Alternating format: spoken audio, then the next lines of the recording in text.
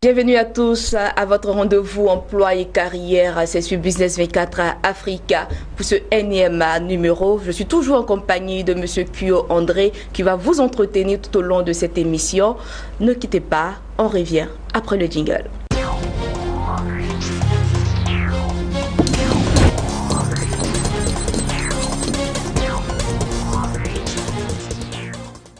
Voilà, de retour sur ce plateau. Comme je vous le disais, je suis encore en compagnie de M. André Kuyo. Il est notre consultant. M. André Kuyo, bonjour. Bonjour, madame. Merci encore d'être avec nous. Je vous en prie.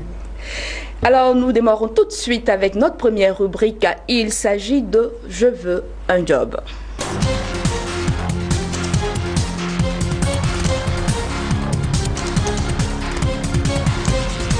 Alors, je veux un job de ce jour aborde les stratégies pour trouver un emploi. Quelle est la stratégie à mettre en place pour trouver un emploi? C'est la question que nous posons à notre consultant. André Kuyo, vous avez la parole. Merci pour la question. Je vous en prie. En fait, la plupart des gens se posent des questions. Comment trouver un emploi? Parce que maintenant, on constate que le marché de l'emploi est beaucoup plus rétréci et donc c'est difficile de s'insérer. Alors, est-ce ceux qui sont les mieux formés ou les plus compétents qui trouvent un emploi ou qui trouvent un emploi? En réalité, il y a ceux, entre guillemets, les débrouillards, c'est-à-dire ceux qui savent chercher, qui trouvent un emploi. Alors, nous avons identifié parmi plusieurs stratégies, nous en avons identifié 5 pour aller pour être plus concis et être efficace. La première stratégie, c'est l'organisation, en fait. Chercher du boulot, c'est comme si vous partez au travail tous les matins. Et donc, il faut planifier. Comment trouver un emploi? La première planification, le premier point, c'est donc être organisé. Et dans l'organisation, cela veut dire quoi? Il faut identifier les entreprises qui sont susceptibles d'utiliser les compétences. Lorsqu'il est prêt comptable, il doit identifier les entreprises dans lesquelles il peut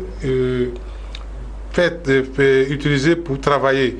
Si vous êtes secrétaire, il y a les entreprises. Vous êtes journaliste, il y a les entreprises. Donc, évidemment, en fonction de vos compétences, vous devez être capable d'identifier, faire une liste peut-être qui n'est pas exhaustive, mais une liste des entreprises susceptibles de vous recruter. Parce que aller chercher du travail, c'est donc comme vous travaillez. Et là, je vais peut-être profiter pour lancer un appel aux parents. Très souvent, les parents payent très cher les écoles pour leurs enfants, mais après, lorsque les enfants ont le master ou bien la licence, les parents baissent les bras parce que peut-être ils ont trop dépensé ou ils pensent que l'enfant est assez grand pour se prendre en charge. Or, il faut un budget. Parce que chercher du boulot nécessite un budget aussi, un budget comme si l'enfant partait toujours à l'école. Il faut qu'il s'habille. Cette fois-ci, il ne peut plus prendre les tenues de l'école pour aller, donc il faut qu'il s'habille. Il faut qu'il emprunte les taxis ou bien les moyens de transport, mais il faut aussi qu'il mange où il va. Donc, il y a un budget à concevoir. Mais en même temps, il faut que l'enfant conçoive les supports de communication pour trouver un emploi. Il faut qu'il fasse les CV, les lettres de motivation, tout ça. Et tout ceci nécessite de l'argent. Et donc, l'enfant doit être dans l'organisation, c'est tout ça. Si on n'a pas de l'organisation. De sorte à ce qu'on ait un petit budget, on met à la disposition de l'enfant pour qu'il soit efficace sur le marché de l'emploi, pour que l'enfant soit capable d'identifier les entreprises susceptibles de l'employer. C'est le premier point. Le deuxième point, c'est explorer le marché caché. La plupart des demandeurs d'emploi se focalisent sur les marchés, les emplois qui paraissent dans les journaux à grand tirage ou bien sur Internet. Mais ils oublient, bon, en Afrique, on a peut-être les statistiques ne sont pas trop fiables, mais ailleurs, plus de 70 à 80% des emplois que les gens trouvent sont sur le marché qu'on appelle les marchés cachés. C'est-à-dire les marchés cachés, c'est comment? En Côte d'Ivoire, par exemple, on a des entreprises, des grosses entreprises en Côte d'Ivoire qui n'ont jamais fait d'appel à candidature, mais qui recrutent les gens. Comment ces entreprises font? C'est-à-dire que les gens font de bouche à oreille. Donc il faut être à l'écoute de ce marché-là. Il faut parler aux parents, il faut avoir les amis, il faut déjà voir au-delà. Après avoir lu les journaux et tout ça, c'est bien, mais il faut voir les amis, les connaissances, il faut être à l'écoute, il faut s'informer pour voir quelles sont les entreprises qui recrutent. Et donc ça, c'est le marché pour aller vite. Et ensuite, les étudiants, la plupart du temps, ils ne sont pas réalistes en fait. Vous voulez travailler, c'est le troisième point, être réaliste. Être réaliste, c'est quoi? C'est-à-dire qu'il faut être souple. Aujourd'hui, le marché de l'emploi est difficile. Très souvent, on constate que la plupart des jeunes, lorsqu'ils ont un emploi, le salaire ne suit pas par rapport à leur niveau. Donc, ils sont souvent démotivés. Ils sont pas contents. Mais en réalité, ils oublient qu'il y a des millions de jeunes qui sont sur, entre guillemets, le carreau, qui ne travaillent pas, et donc ils sont prêts à récupérer ces boulots-là. Donc lorsque vous avez déjà un travail, la dernière fois on en a parlé, il faut faire l'effort de faire tes preuves sur le marché. En faisant tes preuves, mais évidemment, si le patron après 5 à 6 ans ou 10 ans, mais il ne reconnaît pas tes valeurs, et je vous l'assure, il y a les débauchages. Et aujourd'hui, la plupart de ces téléphones mobiles le savent. Les gens débauchent les gens. Aujourd'hui, il y a donc, il faut dans un premier temps apprendre le travail. Et quand tu as appris le travail, mais évidemment, tu peux avoir le salaire conséquent. Mais pour quelqu'un qui n'a jamais eu d'emploi, qui est à la recherche d'un premier emploi, est-ce que être souple s'adapte à lui? Oui, mais c'est à lui que ça s'adapte en fait. Parce que mais les gens, lorsqu'on va peut-être parler, on a déjà parlé dans les émissions antérieures de la prestation salariale, mais quelqu'un qui veut chercher un emploi, et un emploi, il sait qu'il a un métier qui n'est pas un métier rare, et puis comme il est un master 2, il demande 1 million. Mais ça veut dire qu'il n'est pas à l'écoute du marché de l'emploi, parce qu'il y a le master 2 pour une secrétaire, il y a le master 2, il y a le master pour un comptable. Je ne suis pas sûr qu'une entreprise en Côte d'Ivoire ou en Afrique soit prête à te payer 1 million alors que tu n'as pas d'expérience. Et les jeunes se focalisent là-dessus. Être souple, cela veut dire quoi? Il ne faut pas trier l'emploi. Il faut faire l'emploi qui est à ta disposition et ensuite, lorsque tu deviens plus outillé, mais tu peux t'insérer. Donc ceux qui n'ont pas d'emploi, mais ça s'adresse davantage à eux, plus que ceux qui sont même en activité. Voilà, donc ça s'adapte à tout le monde. Là, moi, je parlais d'une personne qui n'a jamais eu l'opportunité, parce que tout à l'heure, dans votre développement, vous avez dit, on acquiert des expériences, et quand on a des expériences, on va les vendre. Donc, il faut être souple dans la recherche d'emploi. Mais pour quelqu'un qui n'a jamais eu d'emploi, qui cherche une première expérience dans une entreprise, il fait comment pour être souple? Non, être souple, c'est être réaliste, en fait. Ça, je vous dis, j'ai fait le recrutement pratiquement depuis 20 ans, mais la plupart des jeunes qu'on recrute ou bien qui viennent en entretien, ils sont recalés parce qu'ils ont du mal à se vendre. Lorsque vous êtes en quête d'emploi, vous vous comportez comme un produit qui se vend. Mais il y a un patron qui dit souvent qu'il y a des gens qui ont l'argent pour rouler dans une R4 et puis ils veulent avoir une Mercedes. C'est une publicité peut-être gratuite, mais en fait, quand vous sortez de l'université, vous avez quelles compétences pour exiger qu'on vous paye? Alors que on va vous donner un boulot à faire en 1 minute, ou bien en 1 heure, vous allez faire 5 heures là-dessus. Mais l'entreprise vous forme. Si bien qu'aujourd'hui, les gens préfèrent passer par le débauchage pour éviter cette période de formation. Est-ce à dire que quand on vient de l'université, on n'a pas le droit, on n'a pas droit à un salaire dans une entreprise? Non, on a droit à un salaire, mais il faut pas. Non, on a droit à un salaire, mais il ne faut pas demander des salaires des cadres supérieurs et extrêmement compétents. C'est pourquoi je prends très souvent le cas du management sportif. Vous posez des questions qui sont intéressantes, mais il prend le cas du management sportif. Un joueur qui sort d'une équipe, j'allais dire une équipe, je sais pas moi, de mon village, mais il ne peut pas aller prétendre jouer à Real de Madrid avec le salaire de Ronaldo. C'est pas possible. Ce n'est pas possible, quelles que soient ses compétences, parce que lui, est-ce qu'il va faire le résultat? Donc il faut apprendre. Et c'est ça, le management sportif, moi je trouve que c'est beaucoup plus efficace que les autres parce qu'on paye le juste prix. Si tu produis le résultat, tu as les moyens, on te donne les moyens, il y a les publicités, on dit, il y a un jeu, 82 milliards d'euros. Mais l'aide des sportifs le mieux payé du monde. Ça, pour y arriver, mais c'est le travail. Or, très souvent, les jeunes, ils veulent arriver à ce stade-là alors qu'ils n'ont pas encore fait le cheminement. Ils ne sont pas productifs immédiatement. Donc, il faut accepter d'apprendre, de prendre des coups. Je suis désolé de le dire, souvent ça choque les jeunes, mais il faut qu'on leur parle la vérité. Parce qu'on dit les entreprises, croyez-moi, il y a 212 universités et grandes écoles en Côte d'Ivoire. Et les diplômés, ils sortent par milliers. Cela veut dire quoi? Quelqu'un qui a un BTS en gestion commerciale, lorsque vous faites un appel à candidature, croyez-moi, mais vous allez vous retrouver en une seule journée. Moi, j'ai fait sur ma page Facebook, mais en une seule journée, il y a 200-300 personnes. Donc, ce n'est pas des emplois qui sont recherchés. L'entreprise vous prend 10 personnes, vous avez 300. Mais l'entreprise a le loisir de vous fixer le prix qu'il veut. Je vous dis, le diplôme se comporte comme n'importe quel produit sur le marché. Lorsque vous êtes vous partez au marché, lorsque vous avez beaucoup de tomates, ça coûte moins cher.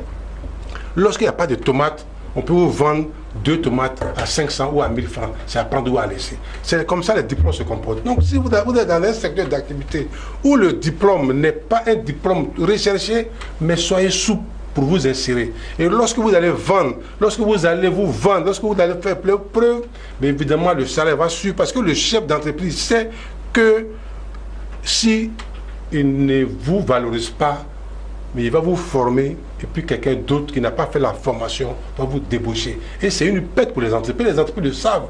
Donc, en réalité, les jeunes sont pressés, il y a être guillemets pour rien, qu'ils prennent le temps d'apprendre. C'est ce que je vous dis. Donc, il faut être réaliste, il faut être souple. Ça ne veut pas dire, il résume, que celui qui sort de l'université n'a pas, ou bien des grandes écoles, n'a pas le droit d'avoir un salaire. Non, son salaire ne peut pas être aussi consistant que l'ancien qui est là depuis 5 ou 10 ans, même à la fonction publique. Est-ce que l'ancien, c'est pas parce qu'il bénéficie quelque part de l'ancienneté qui fait que son salaire est plus consistant que le débutant? Mais vous avez tout compris.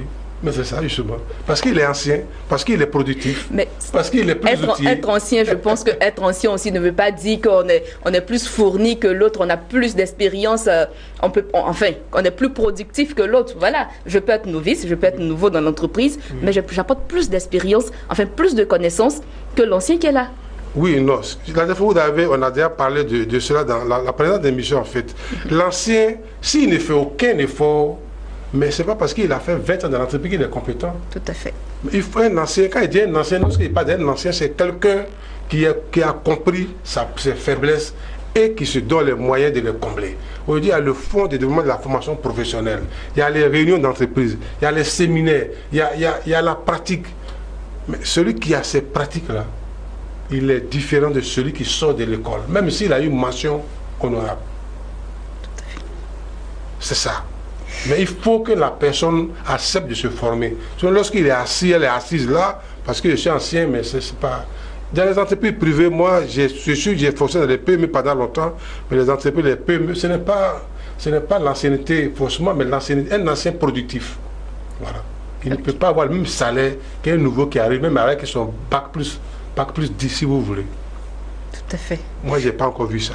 Alors, je pense que dans les stratégies, il y a encore d'autres points que nous n'avons pas encore abordés. Oui, il y a le point 4. Ok. J'espère que vous êtes convaincu et j'ai convaincu les téléspectateurs. Non, je ne suis pas totalement convaincu, mais nous avons besoin, pour des raisons de temps, d'avancer. Mais il faut poser la question, on n'est pas obligé de terminer. Hein. Mais je veux dire, maîtriser les outils de recherche d'emploi, il faut donc savoir faire un CV. Il faut savoir faire l'aide de motivation. Il faut réagir de façon efficace et efficiente à la question de la prétendance salariale. Voilà. Donc, ce sont ces genres de choses. Il faut les maîtriser déjà.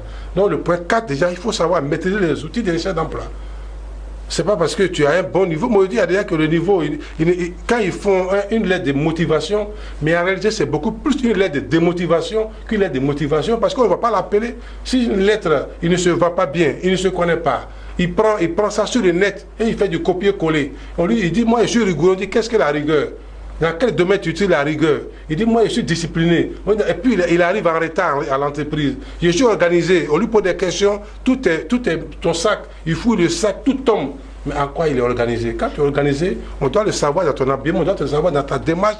Même quand on demande t'asseoir, on doit savoir que tu es vraiment organisé. Mais un homme qui arrive, ou bien une dame qui arrive dans une entreprise, il s'assoit. Je vais vous dire une chose. On a fait un recrutement pour le compte d'un hôtel un jour. Un DGA, le promoteur voulait recruter un DGA. Et puis le monsieur arrive tout bien habillé, il rentre dans le bureau, il s'assoit dans un fauteuil. Et moi, le DG lui demande, mais qui vous a demandé de vous asseoir dans ce fauteuil-là? Il se lève. Et il s'assoit ailleurs. On lui demande, mais pourquoi vous asseyez? Il se lève encore. Mais de vous à moi. Un DG comme ça, c'est qu'on peut le prendre. Il manque de personnalité à vous sourire, mais c'est ça. Et alors qu'il a mis dans son CV, je suis organisé, je suis discipliné, je suis rigoureux, mais lui-même, dans son comportement, manque de rigueur. Si on lui donne la voiture, il ne va pas faire les vidanges, il va cacher le moteur. C'est ce que le chef d'entreprise dit, parce que recruter, c'est prendre un risque. Et aucun chef d'entreprise n'a envie de prendre les risques. Donc on prend des risques calculés. C'est pourquoi on fait tout ça. On prend des risques calculés. Donc il faut maîtriser les CV, les lettres de motivation et répondre aux questions. Et le dernier point... Alors avant d'arriver au dernier point, entre griffes, hein, si on peut se le permettre, voilà. Quelle est cette lettre de motivation, bien ce CV-là, qui est capable d'accrocher un recruteur? Ah, mais ça, c'est un grand point. Faire les CV gagnants, on en avait déjà parlé dans les premières émissions, mais il y a plusieurs CV sur le net. Mais est-ce que ces CV-là, ça veut dire qu'un CV, c'est un curriculum vitae. C'est un mot latin qui veut dire le parcours de la vie. Donc, vous retracez votre vie.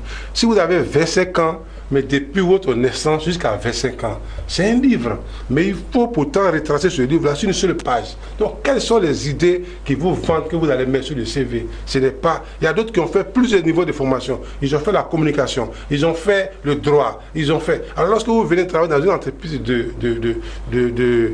juridique, est-ce qu'il faut mettre la communication avant? Alors, quelles sont les différentes compétences? Est-ce que vous avez des compétences que vous n'avez pas encore travaillé? Non, il y a un certain nombre de boulots qu'il faut faire. Mais là, franchement, c'est encore une autre... Si vous voulez... C'était juste une parenthèse. Si vous voulez, on va y revenir après parce que c'est très compliqué. Pas de problème. Voilà. Alors, je vous laisse avancer. Voilà, nous sommes là pour ça. Et donc, si les téléspectateurs le demandent, on peut reprendre l'émission. Et donc, le dernier point que j'ai trouvé pour eux, c'est bien préparer son entretien. C'est-à-dire, il y a un comportement à avoir avant l'entretien d'embauche.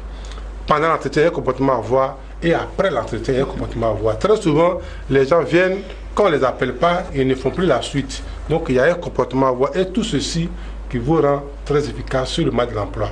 Voilà. Donc, les 5 points qu'on a donnés, il faut que les gens expérimentent, et puis ils vont nous appeler pour dire que ça a marché. Et nous sommes là. Ça n'a pas marché, on est là. On est là, ils peuvent nous appeler, il n'y a pas de problème. Alors voilà, c'était là les grandes lignes de notre première rubrique. Nous passons à présent à notre seconde rubrique.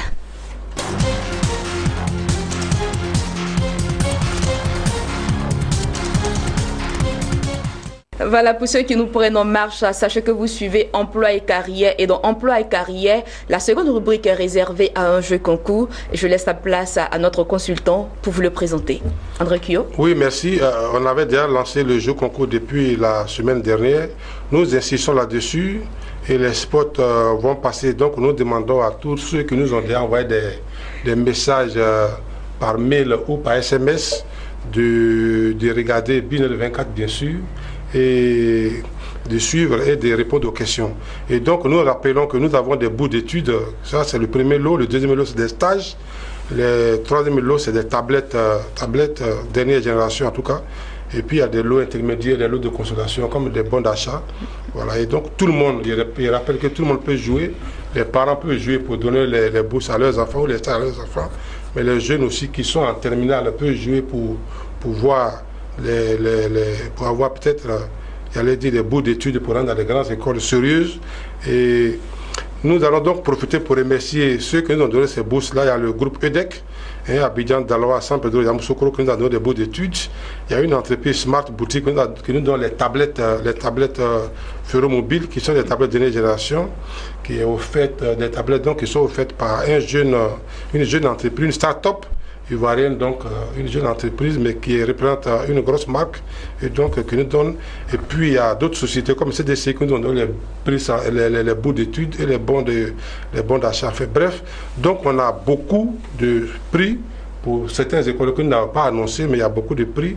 Et donc nous lançons, et chaque semaine, on aura un gagnant qui viendra prendre son prix à l'antenne ici. Certainement, c'est vous qui allez leur donner, ils auront donc, il allait dire, le privilège de faire une bise à Madame Sandrine, si elle le permet, voilà. Et donc, voilà, à peu près ce que nous voulons donner. Et donc, nous leur lançons l'appel de continuer à jouer, et que d'ici, certainement, la fin du mois, nous allons faire le tirage au sort, qui est fait par une société qui est spécialisée dans le domaine. On nous a dit qu'il y en a 2 en Côte d'Ivoire, donc nous avons pris l'une des meilleures qui va le faire. Et donc ce n'est pas un jeu, il y a même un huissier de justice qui va venir valider, certifier les jeux. Voilà, c'est ce qu'il pourrait dire. Alors, voilà, je pense que tout a été dit, voilà. Alors, nous espérons que vous avez bien pris note, chers téléspectateurs, devant vos petits écrans. Sachez que le jeu, il est ouvert à tout le monde peut participer, tout le monde peut tenter sa chance de gagner, de remporter un prix à ce jeu concours lancé dans le cadre de notre émission Emploi et Carrière. Alors, sur ce, je vous invite à passer à notre troisième rubrique. Il s'agit de « Je veux créer mon entreprise ».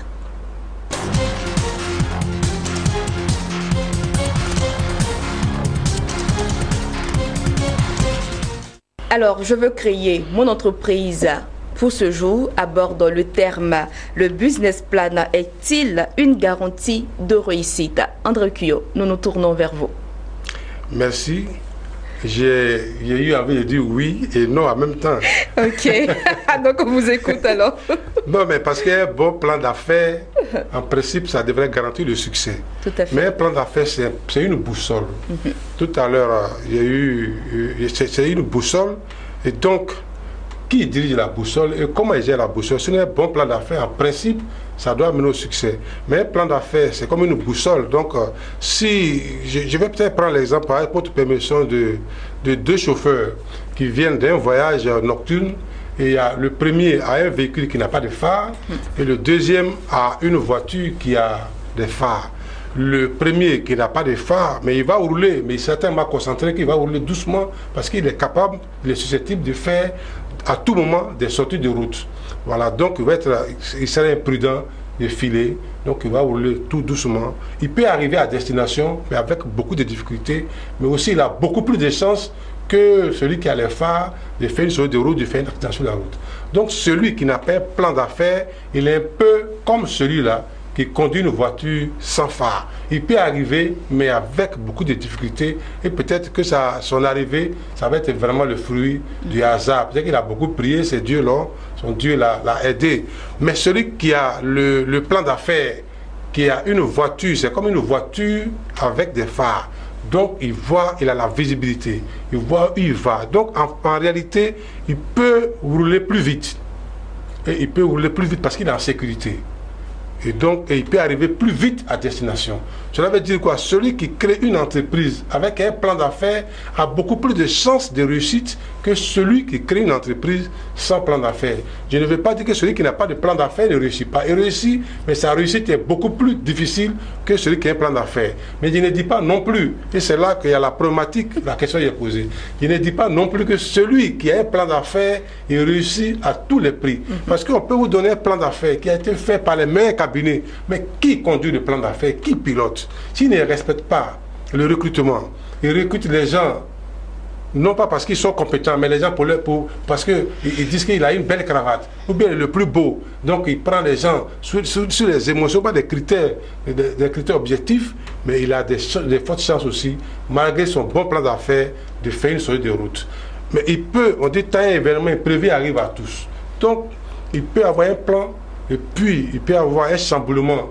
Il y a des tsunamis, il y a les tremblements de terre, peut-être qu'ils sont dans un pays instable, donc le pays a changé. Évidemment, il peut perdre beaucoup de choses. Donc le bon plan d'affaires, en fait, en réalité, donc la question qu'il faut poser, c'est comment optimiser son plan d'affaires. Tout à fait.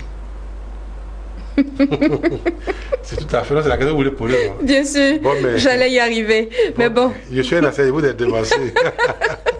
Et vous êtes devancé. Donc, en fait, c'est la question. Comment optimiser le plan d'affaires? Mais pour optimiser le plan d'affaires, mais il faut suivre, il faut respecter le plan d'affaires. Ce n'est pas parce qu'on a fait un bon plan d'affaires que tu vas penser que non, moi, mon plan d'affaires, c'est propre. J'ai une voiture avec tous les éléments, une nouvelle voiture, donc je ne peux jamais faire d'accident. Mais plus vous êtes sûr de vous, mieux les accidents arrivent. Donc un plan d'affaires, vous devrez optimiser le plan d'affaires. Comment? Déjà, il faut respecter les règles de fonctionnement de l'entreprise. Il faut respecter le management stratégique, le management opérationnel. Recruter les gens qu'il faut à la place qu'il faut. Voilà, ça c'est extrêmement important. Même s'ils sont jeunes et que j'insiste pour dire qu'un jeune ne devrait pas être trop accroché au ça, mais il faut prendre les jeunes compétents. Parce que il faut prendre les jeunes compétents, dynamiques, parce que très souvent, ils vont vous donner peut-être un secret. Quand on prend les jeunes, parce que les entreprises ne veulent pas payer trop cher. C'est tout. Voilà, peut-être que les gens vont me tirer les oreilles, mais parce que... Est-ce là une bonne solution? Oui, on prend les jeunes, mais non. C'est pourquoi vous dites, chaque entreprise a sa politique. Quand vous prenez les jeunes, mais vous n'êtes pas sûr d'avoir les résultats immédiats. Donc il faut aussi être patient par rapport aux erreurs qu'ils vont faire, par rapport à tous les atténuements, à toutes les hésitations. Si vous voulez aller très vite, vous procédez par débauchage, des gens qui ont un portefeuille client, si c'est des commerciaux, des gens qui savent faire un plan. Enfin, si vous prenez des gens comme ça, vous allez plus vite. Donc, le bon plan d'affaires, tout va dépendre de l'objectif de l'entreprise. Si l'entreprise a un objectif pour dire, moi, je vais atteindre le décollage dans 10 ans, mais là, le temps de prendre les gens, les former, les formater, leur donner la clé d'entreprise pour que dans 10 ans, ils soient hyper opérationnels en gérant le minimum. S'il veut aller très vite, comme je prends souvent le cas de management sportif, mais s'il veut remporter la Coupe d'Afrique, la Coupe d'Afrique, les Champions League, c'est ça qui est la mode, mais il est obligé de prendre des gens qui sont déjà prêts, qui sont outillés, qui sont hyper opérationnels, avec un manager hyper opérationnel. Ce n'est pas compliqué. Quand vous regardez les matchs de football, c'est comme ça. Il y a des équipes qui sont en 3e division qui ne cherchent pas à aller en 1re division parce que ce n'est pas l'objectif. Ils font les jouer et les vendre. Donc une entreprise fonctionne comme ça. Donc une entreprise qui a un bon plan d'affaires peut échouer si elle ne respecte pas les règles de management. Si le promoteur ne suit pas les conseils d'un mentor, encore qu'il faut avoir un mentor, ce qui n'est pas totalement donné, mais il faut avoir un mentor qui peut vous coacher, qui peut vous donner des conseils, qui peut vous suivre. Et donc, si vous avez tous ces éléments-là, c'est sûr que votre réussite sera efficace et sera immédiat si vous avez évidemment un bon plan d'affaires. Parce que le plan d'affaires, c'est une boussole, il faut la suivre. Alors, André Kyo, est-ce que le respect strict des engagements du business plan garantisse forcément une réussite à votre entreprise? J'allais dire en principe ça, mais réfléchis. Parce qu'un plan d'affaires qui a été fait par des professionnels, on vous dit par exemple le plan marketing, tes clients se trouvent dans telle zone, il faut y aller. Si on dit que tes clients sont à Codier, tu vas prospecter au Togo, ou bien tu vas prospecter au Burkina. Ou tu as dit que les clients pour l'entreprise sont dans telle zone, mais il faut aller là-bas, il faut respecter. Les clients, voilà leurs besoins. Donc, par exemple, vous faites un produit cosmétique. On dit c'est tel genre de femme qui a besoin du produit. Et toi, tu vas vendre aux femmes, on dit pas c'est fait pour les teints noirs. Et tu vas vendre ça aux femmes au teint clair. Mais si elles prennent ça va détériorer leur peau. Mais elles vont dire que ce n'est pas un bon produit. Donc le produit a été fabriqué pour une texture de peau qu'il faut respecter. Donc le plan d'affaires va te faire sortir tout ça. Si on dit par exemple tu veux vendre, je ne sais pas moi, une voiture, on dit voilà la catégorie socio-professionnelle qui peut acheter ce type de voiture. Mais tu sais dans quel quartier il faut aller pour vendre les voitures qui coûtent peut-être 40 millions? Tu ne l'as pas dans certains quartiers, c'est pas possible. Si tu vas là, peut-être tu vas trouver une personne sur 100 qui peut payer, mais tu vas perdre le temps.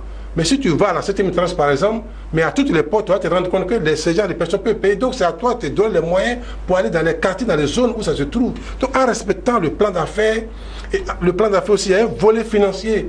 On dit attention, voilà le salaire que tu dois avoir. Voilà les charges que tu dois avoir. Tu ne dois pas avoir tel type de voiture pour l'instant parce que tu viens de commencer. Mais si tu sautes, puis tu vas payer une voiture de 40 millions, alors quand tu as dit que ta voiture, ça doit coûter 5 millions, 6 millions ou bien 10 millions. Mais ça, c'est la faute à qui. Donc, en fait, le plan, si tu respectes de façon scrupuleuse, en principe, c'est pourquoi les banques, quand le plan d'affaires est bien fait, et les banques donnent plus facilement le financement. Mais en même temps, on évalue celui qui va gérer. Parce que celui qui va gérer n'est pas discipliné. Mais ça ne marchera pas. Donc on peut faire un bon plan d'affaires, il faut respecter le plan d'affaires. Il faut respecter, si vous respectez, c'est sûr que vous allez réussir. Et maintenant, s'il y a des éléments naturels qui viennent chambouler, là c'est des éléments hors de contrôle. S'il y a un coup d'état dans le pays par exemple, j'ai tout du bois. S'il y a un tsunami, s'il y a un tremblement de terre par exemple, qui a complètement déstabilisé le territoire où tu es, évidemment, tu peux ne pas réussir. Mais là, c'est des éléments qui peuvent arriver peut-être une fois sur 1000. Est-ce que vous me suivez? Donc, en principe, vous avez posé une question sérieuse. Si vous respectez scrupuleusement le plan d'affaires, mais évidemment, votre réussite est beaucoup plus efficace et plus efficient. Ça, je peux le dire en regardant droit dans les yeux de ceux qui nous regardent. Alors voilà, nous sommes pratiquement au terme de notre entretien. Nous avons fait le tour de la question. Nous sommes partis de stratégie pour trouver un emploi. Nous avons lancé le jeu concours et enfin nous avons parlé du respect strict du business plan pour la réussite de notre entreprise. André Kyo, qu'est-ce que nous devons retenir de tout ceci? Oh, mais vous avez dit l'essentiel, et peut-être qu'au risque, je vais me répéter finalement, puis vous me passez la parole. Mais en principe, on a dit... votre dernier mot, oui. Hein, voilà. Non, mais le dernier mot, c'est qu'il y a 5 stratégies qu'on a proposées, d'autres peuvent 10 ou 15, nous avons trouvé les 5. Il faut que les jeunes respectent, c'est-à-dire s'organiser, explorer le marché caché, être souple. Ça, vous avez posé beaucoup de questions, mais être souple, ça, j'insiste là-dessus, être souple et être réaliste, ne pas se surestimer, ne pas se sous-estimer non plus. Cela ne veut pas dire que les jeunes, on doit les sous-payer, mais il faut qu'ils aient l'humilité d'accepter des salaires qui ne correspondent pas à leur niveau parce que les tâches sont dures. C'est discutable. Merci. Bien se préparer son entretien d'embauche. Et ensuite, on a ouvert le jeu. Le jeu, j'insiste franchement, nous avons, j'ai pratiquement les jeux ici, je l'ai peut-être dû montrer, mais les prix que nous avons offerts par les écoles dont EDEC, nous avons une tablette ferromobile qui nous a été offerte par une start-up ivoirienne, Smart Boutique. Et nous avons donc des stages qui sont offerts par CDCI. Et donc nous avons CDCI, comme c'est une grande surface qui représente plus de 149 pays, 149 représentations à Côte d'Ivoire ici. Donc c'est une grosse surface qui peut absorber des milliers de personnes. Donc on n'a pas de souci à ce niveau-là. Et donc il faut que les candidats appellent en regardant évidemment Business 24, leur télé, parce que nous voulons faire l'entrepreneuriat social en aidant les jeunes, en aidant les parents. C'est ça l'objectif premier. Voilà. Et donc finalement, on a fini par dire que le plan d'affaires, c'est important, mais ce n'est pas une garantie de succès si le conducteur ne respecte pas les normes qui ont été dictées par le plan d'affaires. Voilà. Alors, je vous dis encore merci de nous avoir entretenus tout au long de cette émission. Je vous en prie. Alors, chers téléspectateurs, voilà, c'était votre émission Emploi et Carrière qui vous a été présentée par Sandrine Bamba en compagnie de M. André Kuyo. Je vous dis à très bientôt pour une nouvelle émission.